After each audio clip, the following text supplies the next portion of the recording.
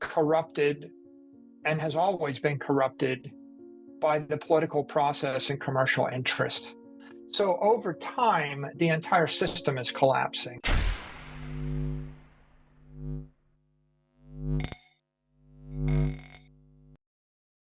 Hey guys, welcome back to Library of Wealth. Today we have Michael Saylor on the rising value of Bitcoin and the collapse of fiat money. Saylor says that he first became interested in Bitcoin and the crypto market back in March of 2020 and saw a digital reconstruction of assets, power, and currency. Saylor then gathered that the standard treasury plan had been damaged. He saw there's now no reason to make money, as it's been considered meritless by public investors. Saylor notes that we've been in a recession since 2020, and the economy has lost 40% of its purchasing power in the last 2 years. Even though the dollar is the most powerful medium exchange in the world, currencies are the weakest store of value. Because fiat currencies are collapsing, most people don't want to hold a local currency. Saylor advises to keep money in the dollar in the short term, but in the long term, invest in Bitcoin because it's the most reliable property on the market. Let's listen to Michael Saylor as he gives his take on Bitcoin and the collapse of fiat currency. Don't forget to like and subscribe if you enjoy the content we do here on this channel. Let's get right into the video.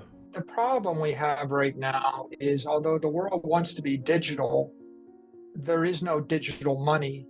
There is only digital credit. So right now, what you have is credit circulating on the digital network. And the credit is got a first order failing and a second order failing.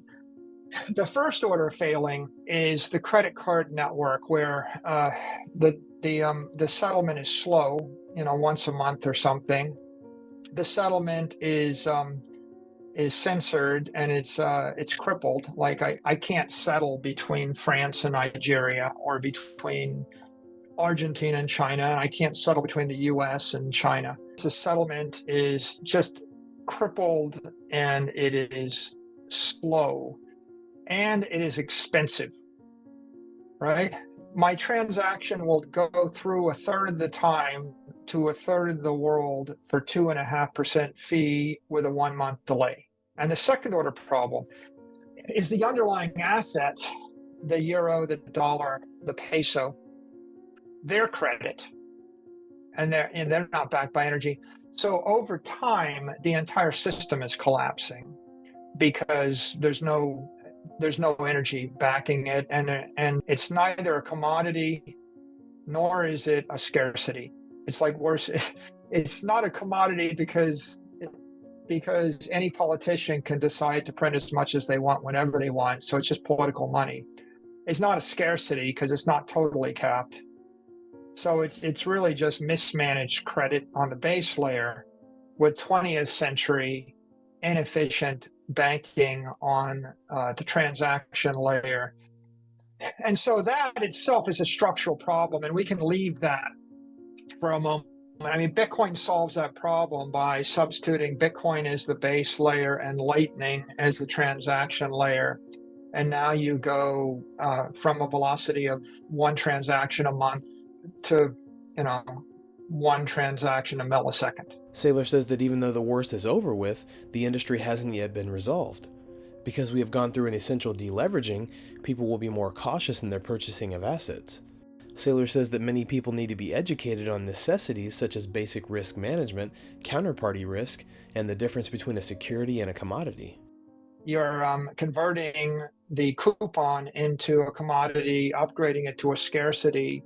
So you're setting up an energy system that will hold money without energy lapse forever, and will move it millions of times or billions of times more efficiently.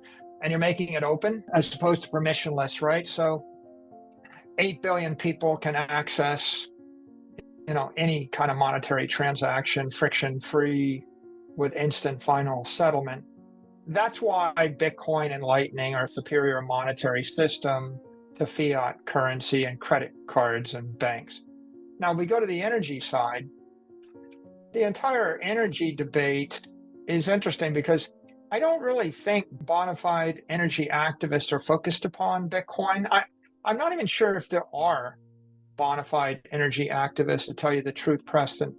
I think that the entire debate about energy usage has been corrupted and has always been corrupted by the political process and commercial interest. You have a bunch of propaganda that's being driven by self-interested groups for either political or for commercial purposes that have generally very little to do with the environment. Or I might say, out of 100 people or actors that are acting in this behalf, there might be one or two that actually are doing it because they actually believe this is an environmentally good thing, whatever they're advocating. I think 95 to 98 are doing it because they're being paid by someone to advocate a certain position. And so let me back up and let's start with the classic example, the Jack Abramoff affair. If you want to know how lobbying works in DC, there used to be a bunch of people that were playing online poker. A bunch of people set up online poker gambling sites. Everybody loves them. People like to play online. And it starts to cut into the earnings of a bunch of casinos, especially some Indian casinos. So these Indian casinos are making a fortune because they've been given a government license to allow gambling on their reservation. So the Indians decide they want to stop online gambling. They go to DC and they hire a lobbyist, Jack Abramoff. They made a movie about this, Casino Jack. You can watch the movie, you can read the records. They give Abramoff tons of money, let's say $20 million. Abramoff keeps half the money. And he turns around and he gives the other half the money to a bunch of fundamentalist ministers. Probably he kept a third of the money. He took a third of the money and bought TV ads, and he gave a third of the money to the ministers. So the fundamentalists began lobbying against online gambling. They weren't lobbying against gambling on Indian reservations or in Vegas. I guess there's some kind of argument that somehow it's much more corrupting for America's youth. You can do it online and you can play poker.